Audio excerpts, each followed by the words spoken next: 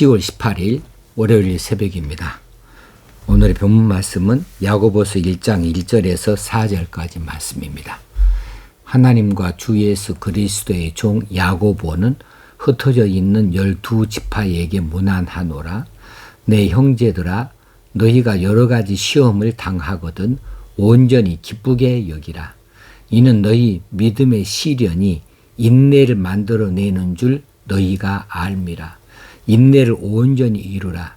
이는 너희로 온전하고 구비하여 조금도 부족함이 없게 하려 함이라. 아멘. 오늘 본문의 내용은 지난 토요일 날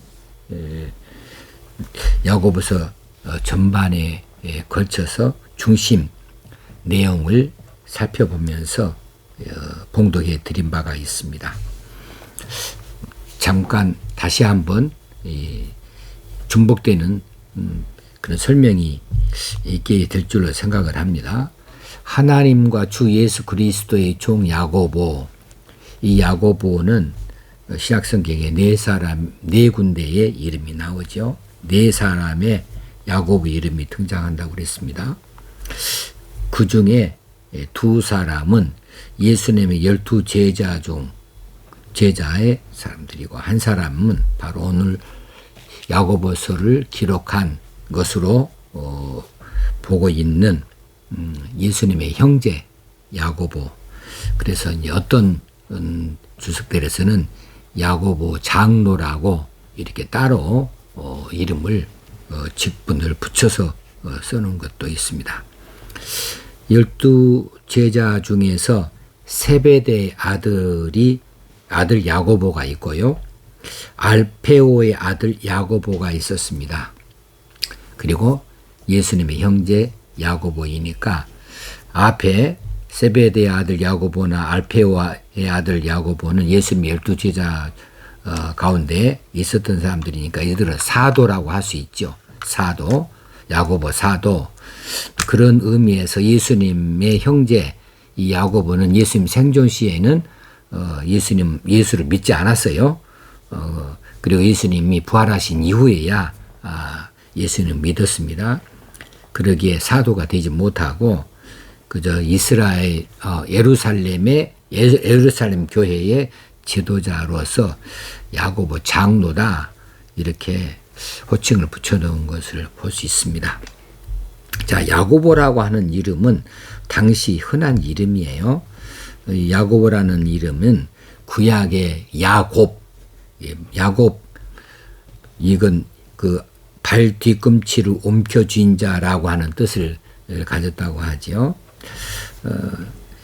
이삭의 아들 에서와 야곱 가운데 이 야곱이라는 이름의 헬라식 이름이 바로 야고보입니다. 유대인들은 자기 조상 중에 이 야곱에 대하여서 큰 자부심을 갖고 있고 존경심을 가지고 있기 때문에 유대인들에게 있어서 이 야고보라고 하는 이름은 흔한 이름이 될 수 있었습니다. 전통적으로 교회 역사에서는 이 여러 야고보 중에서 예수님의 형제인 야고보를 본 서신의 저자로 간주해 왔습니다. 예수님 생전에는 예수님에 대한 신앙이 없던 이 야고보가 주님의 제자가 된 것은 언제이냐 하면 예수님이 부활 사건 이후이지요. 그때는 세베대의 아들 야고보가 순교한 뒤이고요. 순교가 AD 약 44년경으로 생각을 하고 이 본서신서는 AD 약 60년경 이전이라고만 이렇게 생각하니까 세베대의 아들 야고보는 이 저자가 되는 것은 무리죠. 또 베드로가 투옥되었다가 풀려난 뒤에 유대 지역을 간 적이 있죠. 이때 예루살렘 교회의 지도권을 예수님의 형제 야고보가 넘겨받은 것으로 이렇게 보여집니다. 이 야고보의 인사말이 1절에 있습니다. 흩어져 있는 12지파에게 문안한다. 여기서 흩어져 있다고 하는 말이 지난 토요일 말씀드린 디아스포라라고 하는 말이죠. 디아스포라는 디아라고 하는 단어와 스페리오라고 하는 단어의 합성어인데, 이 디아는 전치사예요. 무엇을 통해서 널리 이런 뜻이 있고, 스페리오란 것은 동사인데 흩뿌리다, 흩어뿌리다라고 하는 이런 동사입니다. 그래서 이 디아스포라라고 하는 말은 흩어져 있는 이 상태에 있는 이 이스라엘을 말하고 있습니다. 원래 이 디아스포라라고 하는 용어는 이스라엘이 아수르에 의해서 그리고 바벨론에 의해서 멸망이 된 뒤에 많은 이 유대인들이 팔레스틴 지역 바깥으로 다 흩어져 도망갔어요. 이때의 신앙을 지키면서 흩어져 살아왔던 유대인들을 가리키는 말이었습니다. 그들이 자기들 흩어져 있는 자리에 유대인들이 모이면 회당을 지었어요. 시나고게라고 하는 회당을 짓고 그들의 신앙을 거기서 지키며 교육을 함께 해왔던 이런 여러 집단이 많이 있었습니다. 그런데 디아스포라라고 하는 단어를 야고보가 쓰고 있죠. 흩어져 있는, 여기서 야고보가 쓰고 있는 이 디아스포라는 초대교회 당시에 신앙의 박해로 인해서 흩어져 나가 있었던 기독교인들, 그리스도 교인들을 가리키는 의미로 사용을 하게 된 것이죠. 12지파에게 문안한다. 베드로전서에서는 흩어져 있는 이들에게 편지하는 것으로 되어 있는데, 여기서는 12지파라고 조금 더 이렇게 집중을 시켜주는 모양새가 있는데, 여기 12지파에게 말하니까 우리가 얼른 연상이 되는 것이 이스라엘의 12지파를 생각하게 하죠. 그런데 문자적인 이스라엘 12지파를 말하는 것이 아니죠. 그렇게 되면 유대인으로 한정하게 되어지는 것인데, 유대인으로 한정하는 것이 아니고 이방인을 포함하여서 로마 제국 곳곳에 팔레스틴 전 바깥으로 나아가 있는 이런 흩어져 있는 모든 그리스도인들을 대상으로 해서 12지파라고 이렇게 포괄적으로 단어를 사용하고 있습니다. 자, 그러니까 지금 흩어져 있는 12지파이니까 이들은 사실 얼마나 그들의 삶이 곤고한지 몰라요. 신앙을 지키기 위해서 떨어져 나가 있고, 또 떨어져 나가 있는 곳곳에서 그들이 얼마나 불편하고 어려움을 겪었을까. 박해를 당하고 시련을 당한 일이 뻔할 일이죠. 그래서 2절에 나옵니다. 내 형제들아, 너희가 여러 가지 시험을 당하거든 온전히 기쁘게 여기라. 히브리 문법 구조에는 중요한 것이 앞에 나온다고 했는데, 온전히 기쁘게 여기라는 것이 먼저 나와요. 온전히 기쁘게 여겨라. 여기서 온전히라고 하는 말은 전적으로 라고 하는 의미가 강합니다. 여기서 온전히는 4절에서 나오는 온전히하고는 조금 다른 단어예요. 근데 우리 번역으로는 같은 번역을 썼습니다. 해석을 했습니다. 온전히 여기서는 파산이라고 하는 단어를 썼는데, 여기서는 전적으로입니다. 그리고 그 다음에 여기라라고 했는데, 기쁘게 여기라. 그런데 여기라고 하는 말은 받아들이라, 그렇게 생각해라, 이런 뜻이지요. 그래서 여러 가지 시험을 당하거든 전적으로 기쁘게 받아들여라 라고 하는 말을 먼저 합니다. 왜냐하면 그 다음 구절에 이야기가 나오죠. 너희 믿음의 시련이 인내를 만들어내는 줄 너희가 알미라. 그래서 인내를 온전히 이루라. 그 시험으로 인하여서 나타나는 그런 연단이 너희들에게 유익을 가져다 주기 때문이다 라고 하는 뜻으로 온전히 기쁘게 여기라, 전적으로 기쁘게 받아들여라 라고 말합니다. 그러면서 여러 가지 시험 이야기가 나오죠. 이제 형제들아, 너희가 여러 가지 시험을 당하거든. 여기서 여러 가지 시험, 많은 시험이 아니고 심각한 시험이 아니고 견디기 어려운 시험이 아니고 그저 여러 가지 시험이니까 여기서 말하는 여러 가지는 종류를 말하죠. 그러니까 수도 없이 많은 종류의 어려움들이, 시련들이 있었음을 말하고 있습니다. 당시 로마 제국 곳곳에 흩어져 사는 그리스도인들이 받는 것들은 대개 유대인들로부터 당했어요. 로마 제국에서는 이제 아직 이 그리스도교가 그 특색을 유대교하고 차이에서 크게 차이를 나타내지 못하고 있었기 때문에 로마 제국에서 강력하게 단속하는 이런 핍박은 아직은 본격적으로 나타나지 않는 때였고, 그저 이 스데반이 순교한 이후로 그때부터 이제 그 AD 30년경이죠. 그때부터 이제 강력하게 대대적으로 유대교에서 핍박을 가하기 시작했어요. 그러니까 이들이 쫓겨날 수밖에 없죠. 그 핍박을 견디기 어려워서 흩어질 수밖에 없었습니다.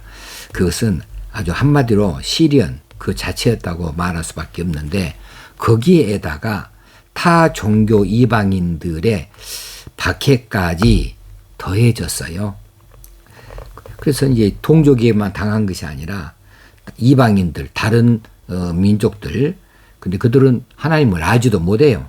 근데 그 다른 종교를 가진 이방인들에게까지 박해를 받고 있었으니까 이런 상황에서 여러 가지 시험이라고 하는 말이 나올 수밖에 없습니다.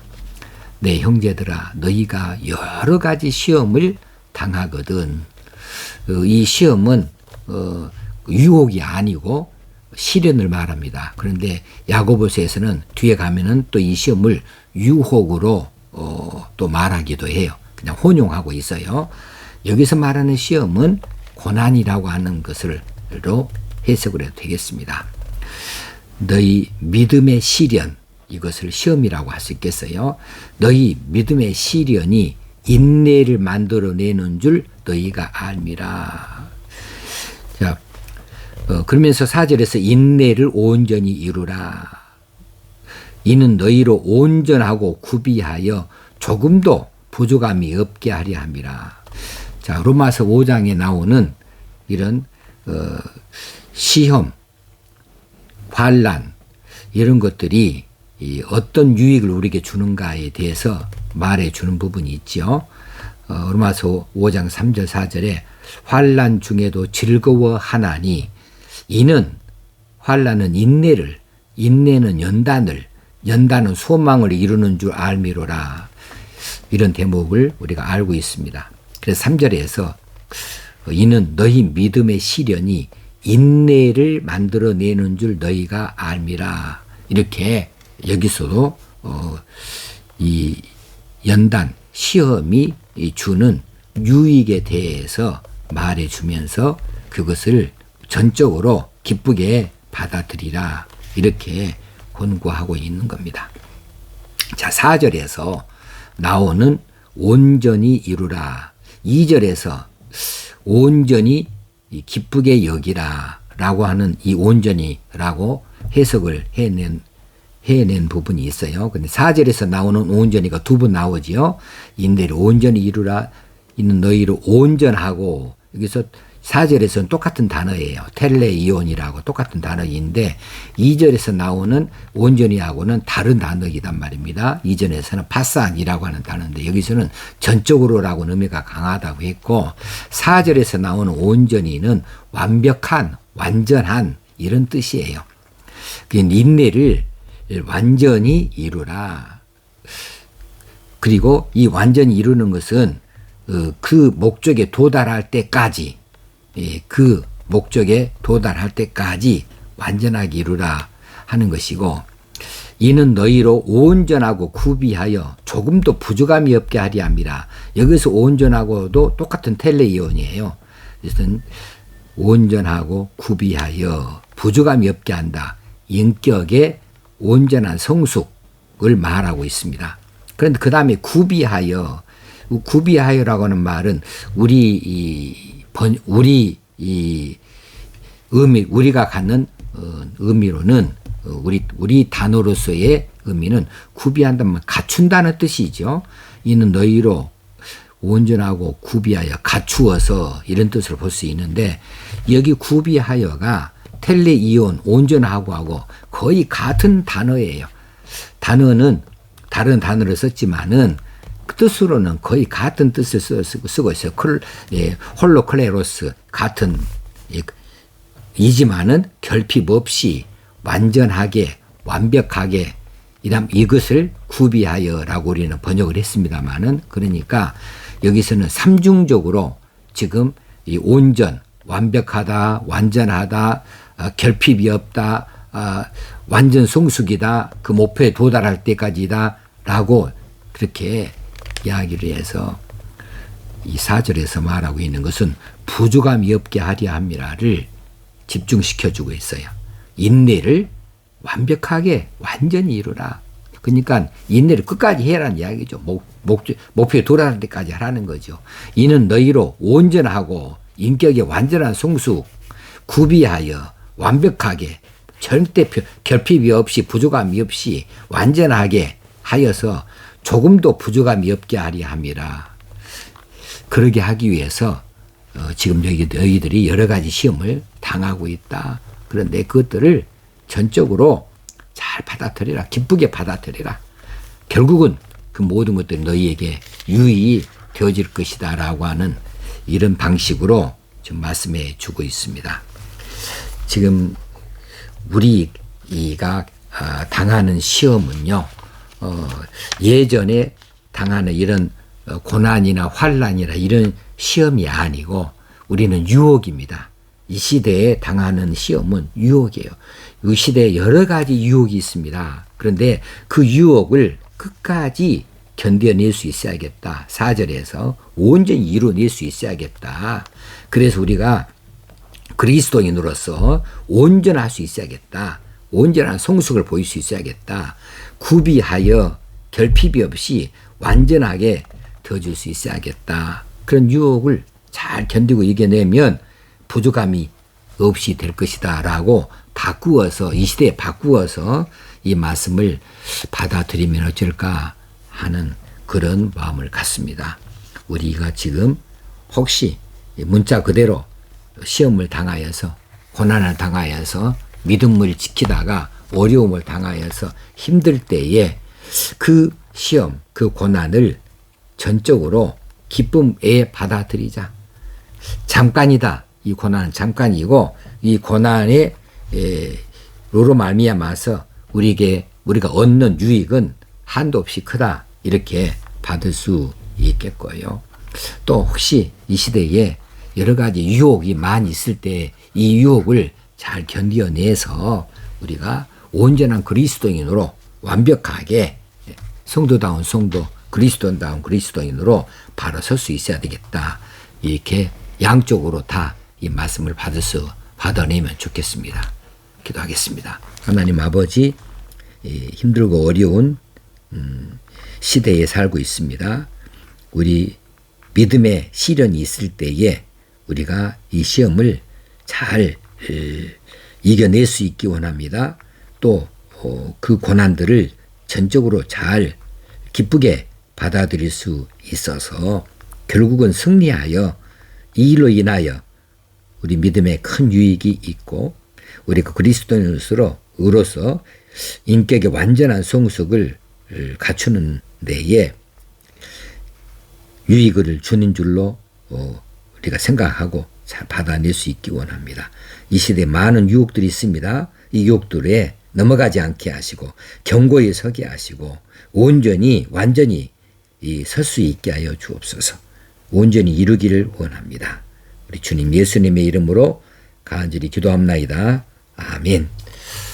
오늘 하루도 하나님께서 주신 귀한 날입니다. 온전히 승리하는 날 되어지기를 주의 이름으로 축복합니다. 감사합니다.